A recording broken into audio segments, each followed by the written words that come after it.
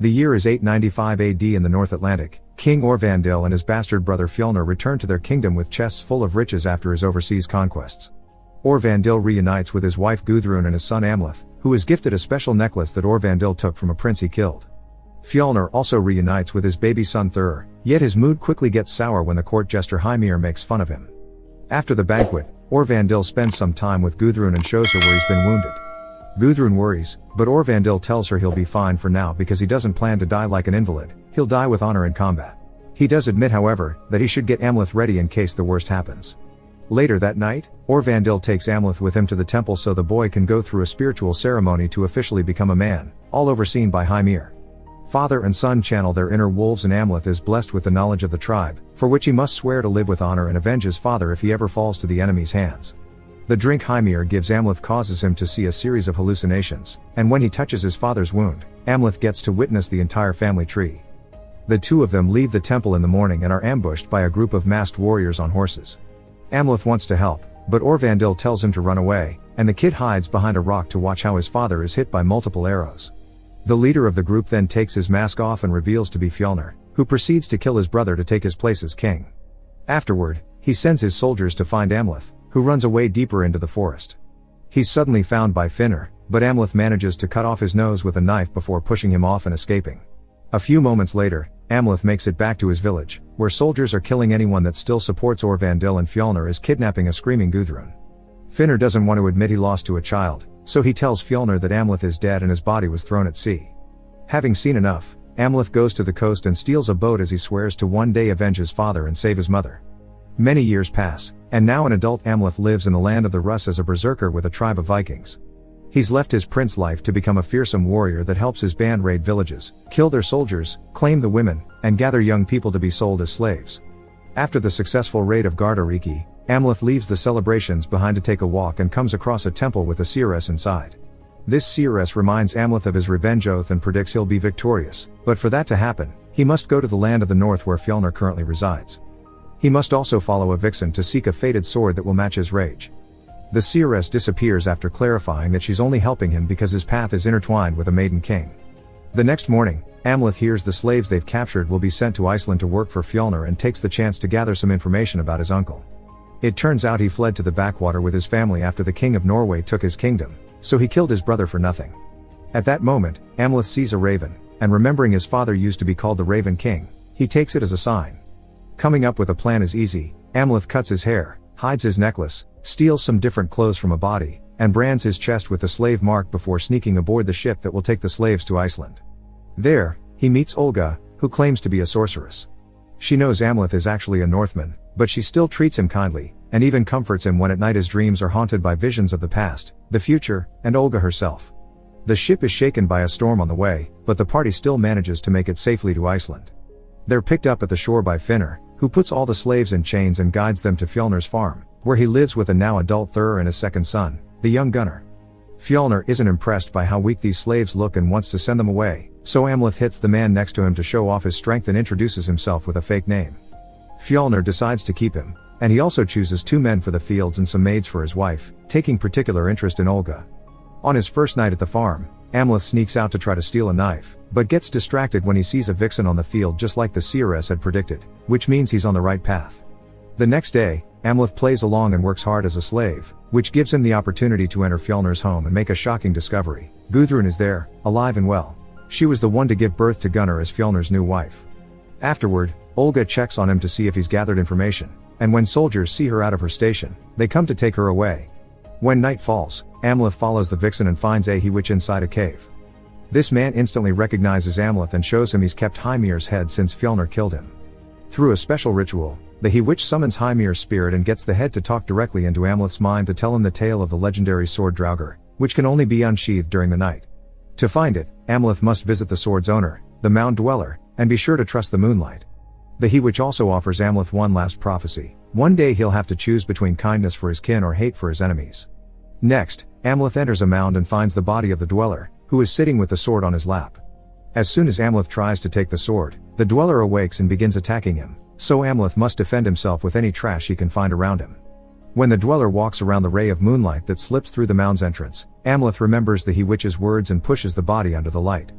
The Dweller freezes and gives Amleth the chance to kill him, but as soon as he turns around, Amleth finds himself back at the beginning in front of the sitting man.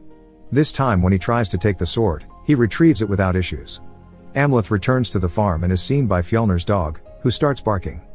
To make him shut up, Amleth growls at him, getting Fjolnir to dismiss the barking as unimportant and to miss Amleth. Then, Fjolnir goes looking for Olga to spend the night with her, but Olga shows him it's her period, meaning she isn't available. She also tries to attack Fjolnir, but he just easily pushes her aside and orders the head maid to teach Olga some manners before leaving.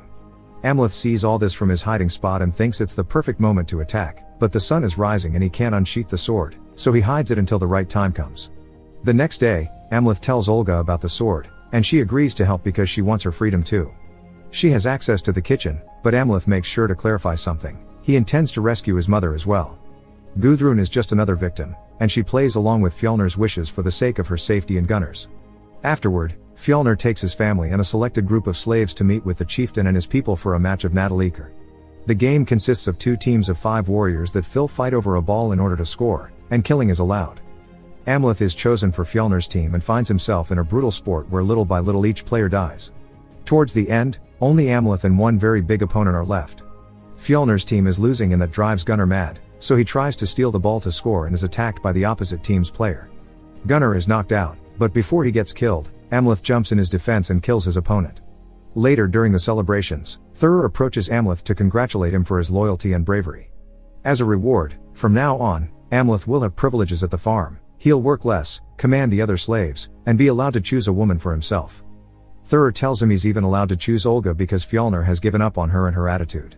Amleth doesn't think about it twice and looks for Olga, then takes her deep into the forest so they can get busy without anybody else watching. Once they're done, Olga uses her abilities to talk to Mother Soil and ask for her protection. They also find some special mushrooms that will help them with their plan for revenge, which will finally start when they return to the farm. The next day is spent working normally, but when night falls, Amleth ambushes 2 of Gunnar's companions and kills them. With their body parts, he makes a center form and leaves it to be found by the leaders in the morning. Gunnar is obviously furious when he sees it and swears revenge on the Christians, believing it was them that did this, but Fjolnir is doubtful. The farm's priestess checks the bodies and informs everyone that the wounds aren't from this world. Whoever did this, it's hungry for more and will attack again. Later at night, while the priestess prepares a girl to be sacrificed to the gods for protection, Amleth provokes all the animals in the area into barking and howling. This drives Fjolnir's dog mad and causes him to attack his master, so Fjolnir has to kill him in self-defense. While everyone is distracted by the animals, Amleth enters the temple, frees the girl, ties up the priestess instead, and kills the priest before hanging him at the altar. The following day, while Amleth secretly adds the mushrooms to the stew, the male slaves are given a new chore: they will protect the farm from any incoming attack. In the evening, Fjolnir's men begin hallucinating, which causes them to attack each other or even themselves. After talking to Olga to agree on a meeting spot at dawn, Amleth sneaks inside the main house and surprises his mother by revealing his identity. Gudrun is proud to see him alive, but she's got shocking news for him: she doesn't need to be rescued. Orvandil had lied to Amleth when he told tales of his romance with his wife. Gudrun had actually been a slave that the king took by force. She never loved him or mourned him. In fact, she was the one that begged Fjolnir to kill him. The day of the betrayal, she hadn't been screaming, she had been happily laughing because she finally was with the man she actually wanted. Amleth's starting to think he should kill Gudrun as well, but she reminds him that he's a man full of love for his mother and his brother. If he kills Fjolnir and Thur, Gudrun would accept Amleth as her new king and they could rule together. She goes as far as kissing her own son, but Amleth doesn't fall for it and leaves her behind to find Thur, who he kills on his bed. Then he meets with Olga to tell him he'll be hiding in the hills because Gudrun knows his identity and he can't play the role of a slave anymore, so they'll finish their plan the next day. In the morning, Fjolnir is mad with grief when he finds Thur's body without the heart, and Gudrun tells him Amleth did it. Fjolnir decides to start killing slaves to make them confess what they know, but when he is about to kill Olga, Amleth reveals himself to stop him. He's wearing his prince necklace again and, after using his real name, he shows that he has Thur's heart. Fjolnir sends his men after him, and Amleth meets them in combat to give Olga time to escape, then he allows them to capture him. Thinking himself victorious, Fjolnir takes Thur's heart back, but Amleth reveals it actually belongs to the dog. Furious, Fjolnir hangs Amleth in the barn and beats him up to make him confess the location of Thur's heart, but Amleth refuses to tell. Fjolnir needs to leave for Thur's funeral but promises to come back later to finish things, and on their way out, one of the men drops Amleth's sword on the ground thinking it's useless because it can't be unsheathed. As soon as everyone's gone, a group of ravens shows up with a hooded figure, and they free Amleth. The people of the farm give Thur a proper ceremonial funeral and Gunnar is declared the only heir to the throne. Afterward, they go back to the barn to kill Amleth, but by the time they get there, he's already gone. Meanwhile, Amleth finds himself on a horse ridden by a Valkyrie that is taking him to Valhalla, but suddenly he wakes up and realizes it was Olga that saved him. The fact she came back for him must be a sign of fate, inspiring Amleth to run away with her. He's got kinsmen in Orkney, so they could find passage there. After a day of horse riding, the couple finds a boat and is allowed aboard. Amleth notices Olga has a scar on her neck that Fjölnir left there with his knife and decides to kiss it for comfort. This act gives him a vision of the family tree again. Thanks to this, Amleth learns Olga is pregnant with twins, and one of them will be the Maiden King from the Seeress prophecy. This should be good news, but Amleth fears that his children will never be safe as long as Fjölnir lives. Remembering he was told he would have to choose between kindness for his kin or hate for his enemies, Amleth decides to choose both. This should be good news, but Amleth fears that his children will never be safe as long as Fjölnir lives. While Amleth swims back to the shore, Olga calls the wind spirits to protect the ship's journey. When night falls, Amleth sneaks back into the farm and begins killing all the warriors, taking extra pleasure in slowly finishing Finnr through what's left of his nose. After freeing all the women, Amleth enters the main house and is attacked by Gudrun, who is wielding a sword Fjölnir left her for protection. However, she has no warrior training, and it's incredibly easy for Amleth to kill her with a sword through the heart. At that moment, Gunnar shows up and jumps on Amleth's back to stab him a couple of times, but Amleth shakes him off and quickly kills him as well. Fjölnir shows up next and, as he picks up the bodies of his family, he asks Amleth to meet him at the gates of Hell, meaning the crater of the volcano Hekla, for a final proper duel. Bleeding heavily from the stab wounds, Amleth watches the slaves burn down the farm before leaving for the volcano. On his way up to the crater, Amleth finds the bodies of Gudrun and Gunnar, so he gives them his blessing before finally meeting with Fjölnir. Both men are outstanding warriors and the battle's pretty balanced at first, but Amleth is already hurt, thus it doesn't take long for Fjölnir to overpower him. However, Amleth finds strength in his anger to rise again and, after exchanging a few more blows, both men kill each other at the same time.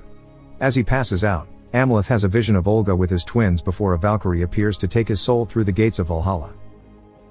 Make sure to subscribe and turn on notifications so you can watch more videos like this. Thanks for watching.